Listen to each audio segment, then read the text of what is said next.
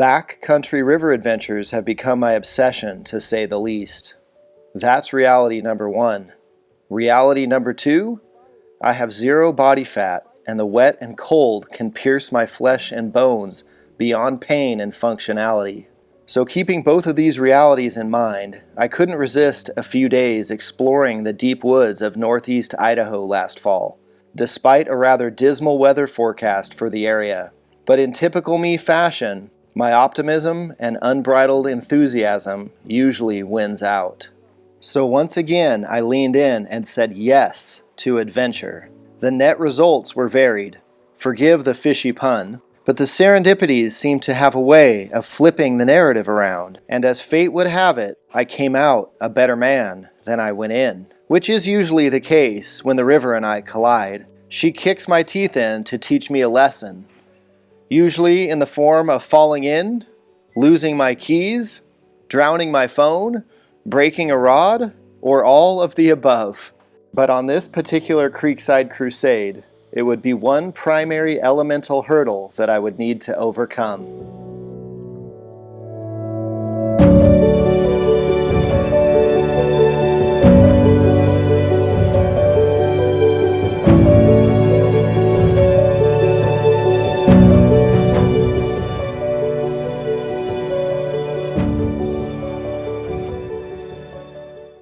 Here we are. This is Montana.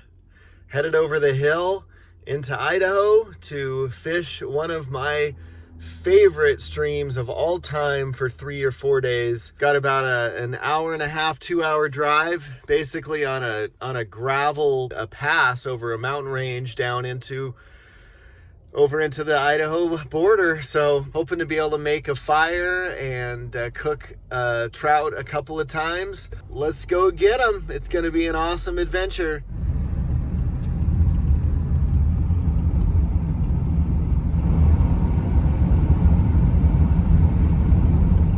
Well, arrived, I believe, at my base camp. I'm not 100% sure, but got a nice fire ring here, and the river's right behind me, so it's not blown out, but it's definitely off color. It's brown. That's a good thing in some ways. It gives us better cover with the fish. Probably be hard-pressed to find another fisherman, which is the way I like it. The challenge I'll be facing is staying warm and dry. I'll be living out of the car and trying to dry off a couple of times a day is going to be a challenge, but I'm up for it, so let's go.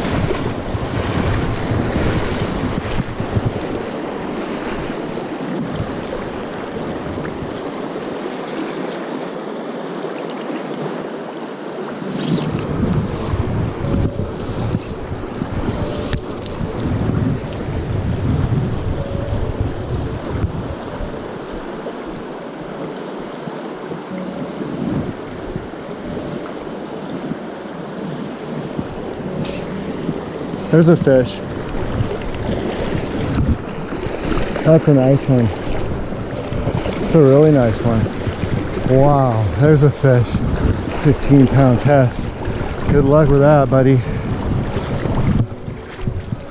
Wow, it's maybe it's a good size cutthroat. Whoa, that's a tank. Look at that fish. Oh man, it's a nice fish.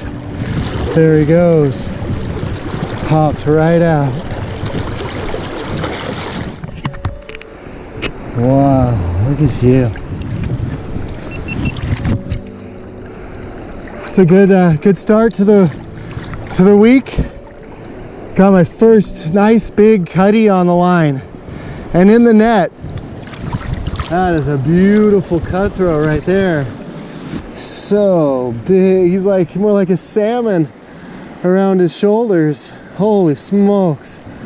It's a 2-pound fish. We're gonna get him released.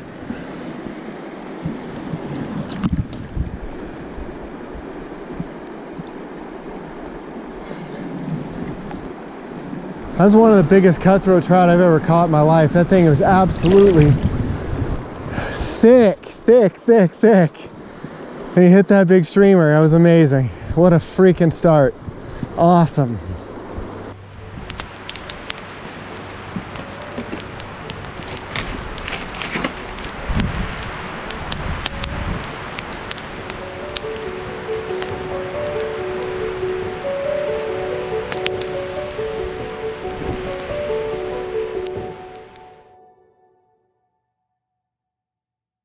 So today may turn into more of an exploration day than a fishing day.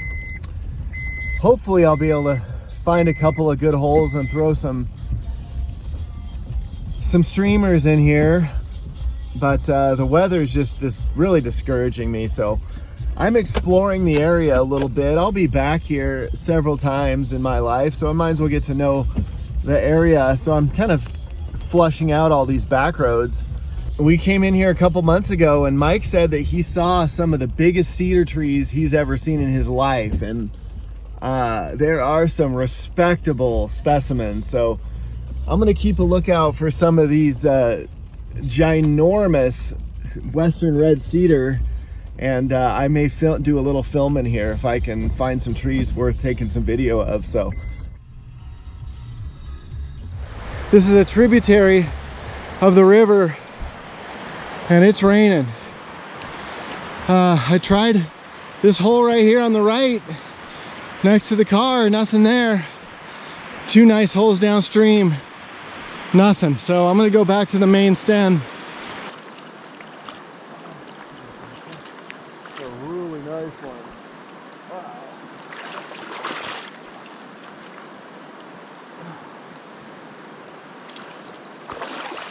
It's a beauty. Second fish of the trip. See if I can get this hook out of him without too much trouble. No problem. Let's get an underwater release on him.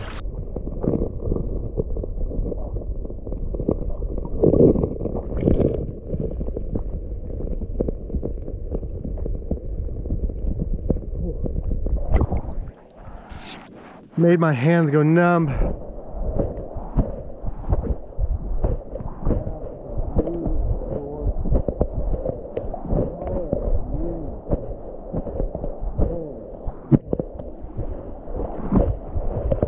This one's beautiful. Just an absolute gorgeous fish. Barely hooked him here. He's got something going on with his mouth. It's a little funky, but wow. It's a slab of a cutty. He has a funky mouth, but he's still amazing. Let's get an underwater release on this guy.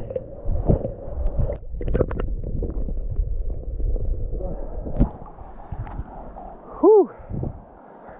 Huh. 2 nice fish out of the same hole. That's awesome. Let's keep going. This is a huge whitefish. Look at the size of this whitefish. Look at that. That whitefish, that thing's like 18 inches. First whitefish of the trip, that was pretty cool. He fought like a trout. I thought it was a trout until the very end. Let's get one more. This is a 2-for-1. I got a stick and a trout at the same time. Beautiful fish. Somehow he tangled me up in a stick and I still got him in. Amazing. This is a nice cutty.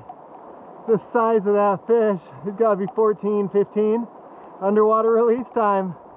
The second fly hooked onto this. Still got him in the net. Wow, that was a gorgeous fish of the trip. That one and the one yesterday were about on par. Another nice toad of a trout. Oh, this water is so cold. My hands are numb. It's hard to get the hooks out right now. This is a heck of a trout right here. Look at that fish. This is a trout. Oh, that guy's beautiful. Look at the color. We're gonna get an underwater release on him. The full quality of this footage is gonna be a little subpar because I just can't dry off the camera lens. It's raining too much. But this hole right here has rendered 2 beautiful cutthroat trout. Look at this hole. I'm just dredging my flies on the bottom, basically casting upstream with the weight so it's getting down. It's awesome. It's really, really fun. This is a nice hole and cold. It's like 38 to 40 degrees and raining all day. Unbelievable. And now I'm bleeding right here. Not sure what that's from, but adventure on. Amazing spot I found. This is awesome. It's the fifth trout in the net today. Let's get him out of here. See if we can get an underwater release. Beautiful fish. Oh, you are gorgeous, buddy. Look at this guy. Such a pretty one. He's got to be 13, 14 inches. Here we go.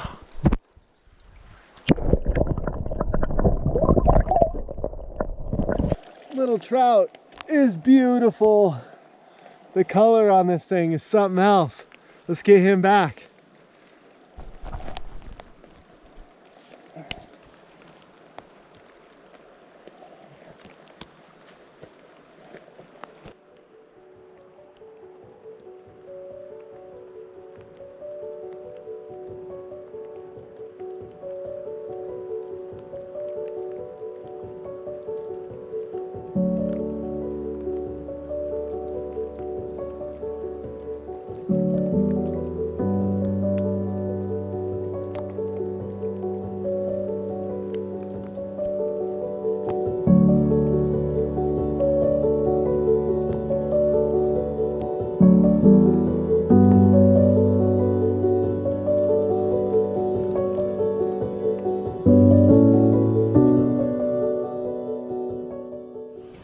Evening update.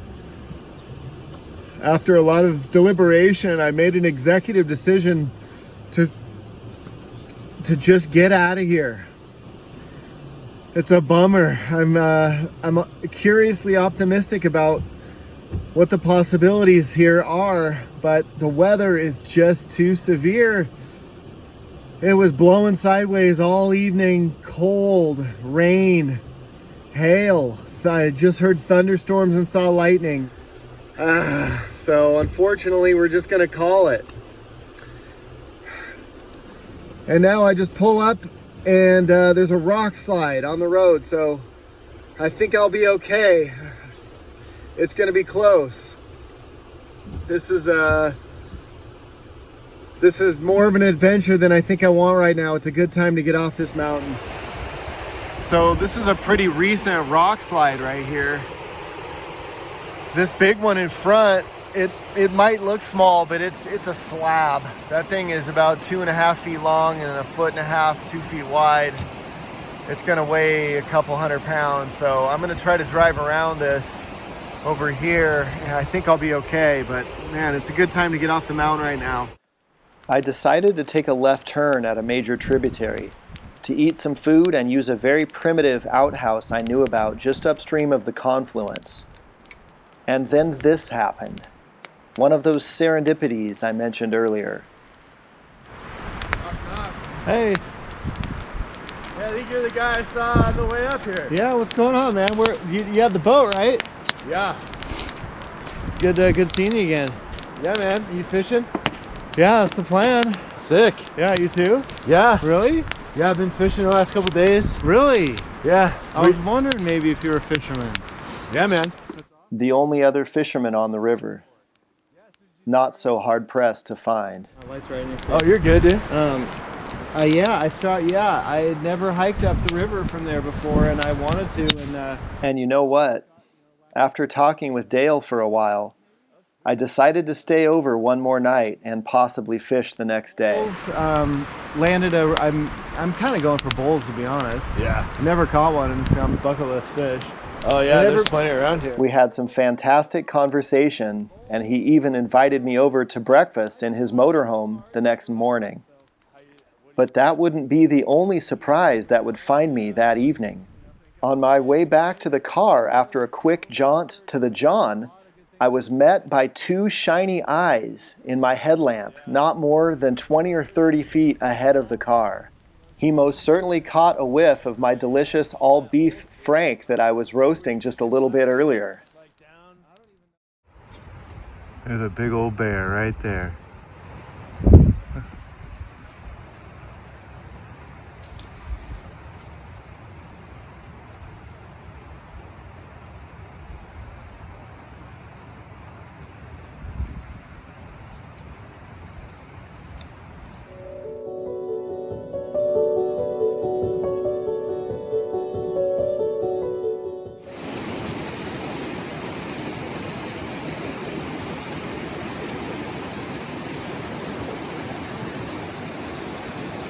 It's a little bit of a bummer.